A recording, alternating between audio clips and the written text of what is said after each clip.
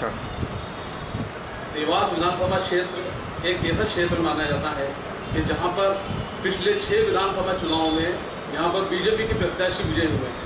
वो विजयी होने का सबसे बड़ा कारण जो माना जाता है कि वो यहाँ पर राज परिवार से ताल्लुक़ रखते रहे हैं।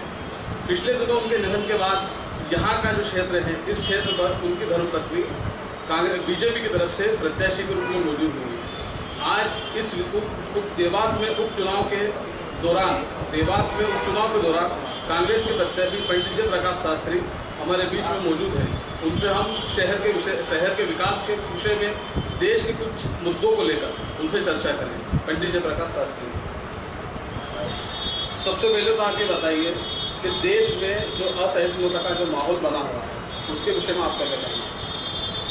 आज जो भी सरकार केंद्र में बैठी है और राज्य में बैठी है, वो हमारे कुछ सांप्रदायिक सौहार्द को बिगाड़ने में लगी हुई है।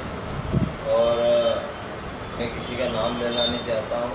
आज उन चीज़ों से सभी वाकिफ हैं कि कौन लोग हैं, ये कौन विघटनकारी लोग हैं जो देश को तोड़ने पे मजबूर कर रहे हैं। मैं ऐसे लोगों को सतर्क करना चाहता हूँ कि यहाँ पे भाईचारे और एकता का वातावरण है, उसे कोई बिगाड़ नहीं सकता। और कम से कम देवास तो ऐसी जगह है जहाँ पे पुराने रिश्तों को निभाया जाता है। पुराने रिश्ते ऐसे हैं जो हम लोगों के दादा बाबा काका एक दूसरे के संपर्क में रहे। आज उनकी जो संतानें हैं वो भी सबके साथ में मिलजुल के रहती है। कांग्रेस का जो वोट बैंक माना जाता था मुस्लिम और दलित, आज कटा हुआ है, तो उनको जोड़ने के लिए आपके पास कुछ योजना है? मुस्लिम और दलित कटा हुआ जरूर था, लेकिन आज वो पार्टी के साथ में इनकी रीति नीति की गलत जो सोच है, पहले हमें किया था लोगों ने, लेकिन किंतु आज आप बिहार की स्थिति देख लीजिए। ये जो भी मुस्लिम समाज था या दलित वर्ग था, इनको आरक्षण के लिए लालच दिया, ये करा, बहुत सारी चीज़ें हुई। लेकिन आज वहाँ पटना में क्या स्थिति रही, ये सब आप लोगों को अच्छी तरीके से। देवास बीजेपी का गढ़ माना जाता रहा है, ऐसे में आप किस तरह से अपनी मानते हैं? मैं इसको इस तरीके से मानता हूँ, मैं गढ़ नहीं मानता इसको।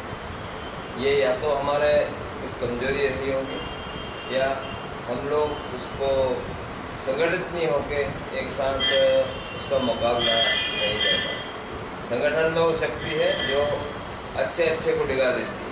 आज हम संगठित हैं, सभी हमारे साथी कांग्रेस जन, बड़े नेता जन, और कार्यकर्ता में जो आप लोग देख रहे हैं, जो उत्साह है, वो आपको पहले देखने में नहीं मिला होगा। आज मेरे हर नौजवान कार्यकर्ता में, और वही मेरी ऊर्जा है, इसी के बल पर हम जीतेंगे। अच्छा जवाब दिया आपने। आप ये बताइए कि सिर्फ कांग्रेस रैलियों में ही ज़्यादा दिख रही है, अंदरूनी तौर से कुछ काम कर रहे हैं? ये बात आपने की है तो मैं ये बता दूं कि आपको ऊपरी धरातल पे तो जो भी कुछ दिख रहा है, लेकिन हम लोग भी कॉलेज टाइम से, मैंने 10 साल केपी कॉलेज में पैनल चलाई है, उसमें मैंने आरएसएस पैटर्न पे ही काम किया। मैं डोर टू डोर हमारे साथी लोग जो आज कॉलेज में पढ़ते थे, वो तीसरी पीढ़ी मेरे साथ में, वो घर घर जाकर, और जहाँ जिस कॉलोनी में है, मेरे को तो जानकारी भी नहीं कौन सी किस कॉलोनी में, वो तो चुनाव हम लोगों को जितवाने के बाद ही यहाँ पे आके मिलेगी। और मेरे को पूर्ण विश्वास है कि मेरे पुराने साथी जो डायमंड पैनल के और जो नए ऊर्जावान और पुराने हमारे साथी हैं, वही मुझे जीत का श्रेय उनसे मिलेगा।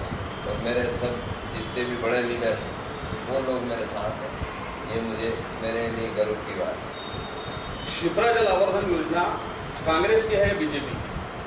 शिप्रा जल आवर्धन योजना का आप लोगों को विदित हो तो महापौर जयसिंह जी ठाकुर थे, उनके द्वारा ये नगर निगम में परिषद में प्रस्ताव हुआ था, और उस टाइम परिषद भी हमारी थी, और जयसिंह जी महापौर हुआ करते, उस टाइम प्रस्ताव हुआ था, और दिग्विजय सिंह जी मुख्यमंत्री हुआ करते थे।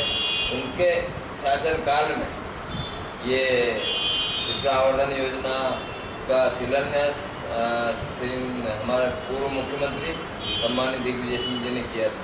ये आप लोगों के सामने सर्वविदित है।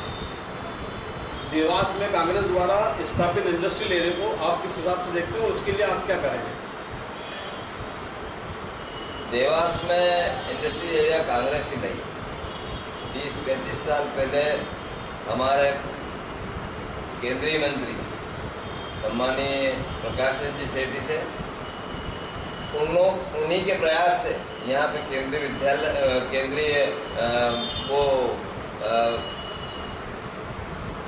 औद्योगिक क्षेत्र आया और उन्हीं के प्रयास से बीएमपी आई। बीएमपी के बाद औद्योगिक क्षेत्र की स्थापना की।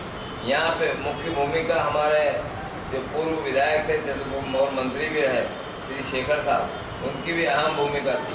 ये सब चीज़ें कांग्रेस के शासन में हुई। आज आप उठा के देखो इतिहास, तो जब 450 बड़ी छोटी कंपनियां थी, आज वहाँ 190 के करीब है, वो भी सांस लेने में दिक्कत हो रही है उनको। उसके लिए हम प्रयास करें। देवास की जनता ने मुझे इस योग्य बनाएगी तो मैं उनके ट्रांसपोर्ट नगर के लिए मैं पूरा उनके साथ खड़ा रहूँगा। उनके कंधे से कंधा मिलाकर उनके सहयोग के लिए मैदान में भी आऊँगा और वो जैसा जहाँ उनका पसीना टपकेगा, मेरा खून टपकेगा, मैं आधी रात को भी उनके साथ में। और ट्रांसपोर्ट नगर की स्थापना के लिए मैं बिल्कुल सरकार से